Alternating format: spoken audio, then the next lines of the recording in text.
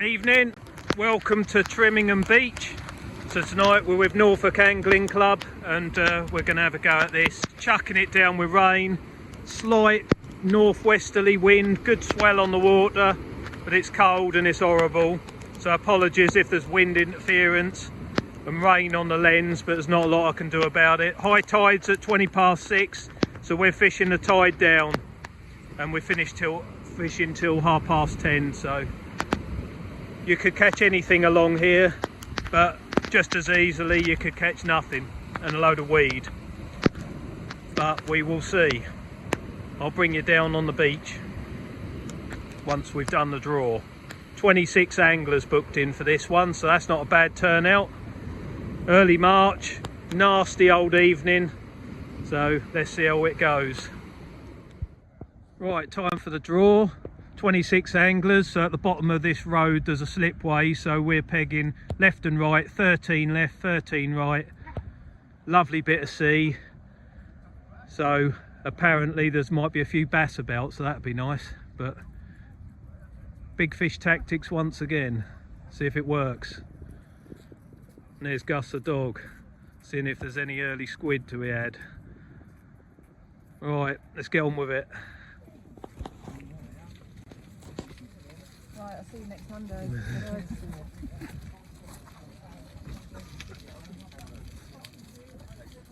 24. 4 or 24? 24. Sorry, next Sunday. Oh, what we got? 25, Simon. Oh, there aren't any fish on that peg. Oh, well, that doesn't matter. I'm here for the scenery. I'm here for the scenery, so it doesn't matter. 19. So simple stuff again tonight. We're going down the big fish route if we can. There's a good sea on, so there is a chance for codling, maybe a bass.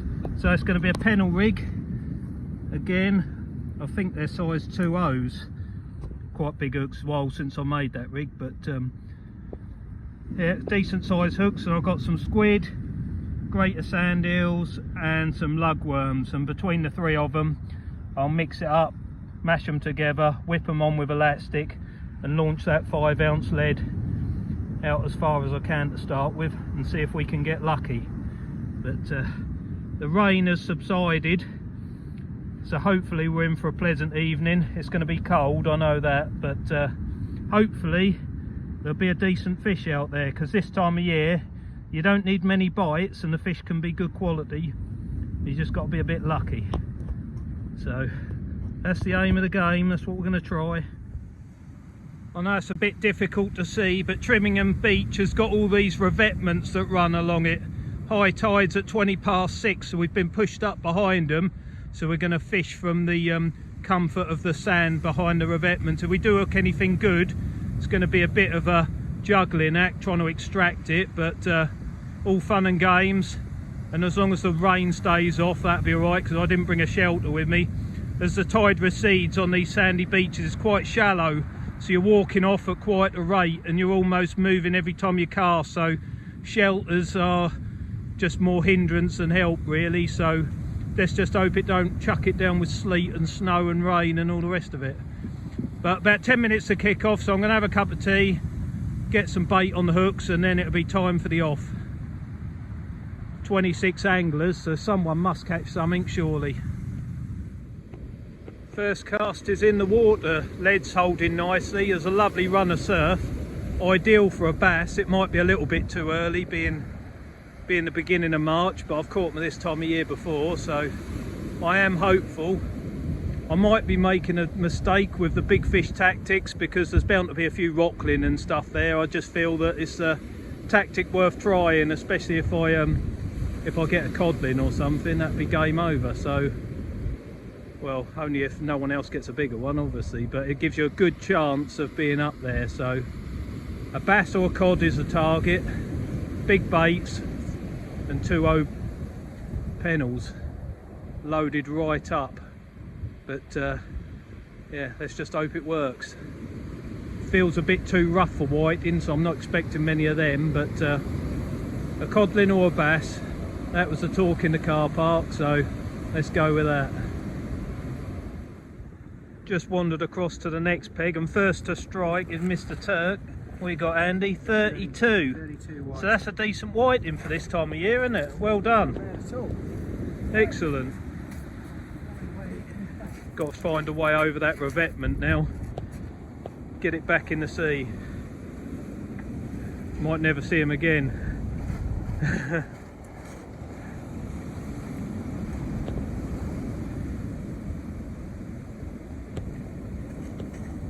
Well done. There's obviously a few of them about, stragglers, but well, yeah, it's a good start. Anyway, my bait came back untouched, so we keep trying. 1 hour gone, and I've had no bites, no indications, other than Andy's whiting next door. I've not seen or heard of another fish caught. I'm on peg 25, which, if you know Trimmingham, you go down the slipway and I'm right up to the right hand side. There doesn't seem to be any snags up here at the moment. That might change as the water level drops and I get down over this revetment and then down nearer the water, but I'm not going to chance that yet. You can always get a rogue one come up and wash you out. That's happened before. But up to the left, that must be about 400 or 500 yards away, so completely different beach. So it'll be interesting to see at the end of the night what comes out from either end. But the salt spray's whizzing off the surf. It's a lovely bass sea. I just wish it was about 6 weeks time, because I'm sure it'd be full of fish, but we've got to just keep sticking at it. The baits have been completely untouched, so at the moment there's no weed, but there's no fish either. We're about halfway through now and things have not improved. I'll keep loading up them lug and squid and sand eel cocktails, but to no avail. Apparently we're up the shallower end of the beach up to the right here, so that may or may not be helping. I have heard there's a couple of whiting about, but nothing serious, so at the moment we're struggling. I lost use of my toes about 2 hours ago. That is freezing. And the wind has switched now to from a northerly direction, so that's made it even colder.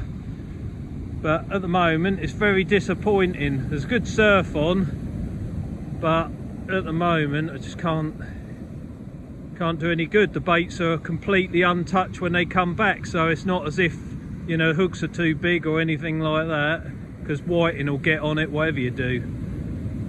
So don't know. I'll keep you posted. Well, we've not blanked. We've managed to get a 20cm rocklin. He's took the 2.0 pennel with, so he's woofed that. So we're on the card at last. But don't know what else to say. Hard work. And I've got Roger next to me, fantastic angler, and he's blanking. So Mr. Turkey looks like he's winning the section at the moment, but is what it is, isn't it? But there you go, look, rocklin, 2.0 pennel hooked, lovely. Right, about 40 minutes to go. I've got no right to be, but I'm still optimistic. I only need one bite and that'll make a big difference. A cod or a bass or something like that, maybe even a dogfish. I'm not that keen on dogfish, but I love catching them in matches. They're worth good points. But I'm really loading up. I've gone on, taken the fish off, and I'm just on straight blow lug, but loads of it. So if there's cod passing, he'll woof that, or a bass, or anything for that matter. But yeah, nights like this are hard. Well, sea fishing's hard, but you just got to keep sticking at it, because all the hard nights are forgotten about when you have a good one. So yeah, we keep trying. Well, last cast is in the water, and if I don't get anything on that, I'm going to finish the match with one rocklin, 20 centimeters long, giving me 7 weight points. So yeah, it could be better, but anyway, if there's not a good fish on this last cast, we'll head up to the car park and we'll find out what got caught throughout the match length, because I'm sure there must have been something better than it was up here. See you there. Is this how Frank Sinatra felt? Yeah. I can't see anything. What, when you mean when he did it his way? Yeah. Right, are you ready? Yep. Right, Three, as two, we one, as go. we promised last week, we would announce the winner of the Winter League Blankers Trophy. You remember we raised it for in memory of Barry Iserton. The league table reads from. Well, I'll do it from the top. Neil Rowe, 5 blanks. Robert Ford, 5 blanks. Chick, 4. I'm sorry you missed out. Chris Gates, 4. Me, 3. Dave Sicklemore, 3. Anyway, the full list is I'll publish. However, If I win it 3 times, do I get a... no, you haven't won it. Because there was a draw, we had to go into some additional statistical analysis. we had to do count back. Yeah. So basically, Robert Ford wins it. Only because although he did less matches, there's more chance he would blank before Neil, but only just. There you go, Rob. Well done, mate. Smile for the camera. Whether you want that or not, I don't know. There's a well, it's funny you should say that because tonight has been a shocker. 26 fished, 16 blanks. We know where you live. So the competition for next Blankers Trophy has now really gone up a notch. It's into European League territory.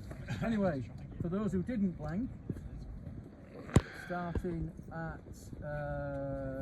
8th position, Pete Simmons. Well done, Pete. Behind the camera. Yeah. Let's see how you're going to explain this one. 7th position, John Catchpole. Good job. I'm being very economical with the numbers because there's not a lot in it. Everybody who carded you deserves a mention. 6th, Johnny Griffiths. Well done, Johnny. 5th, Dave Sicklemore.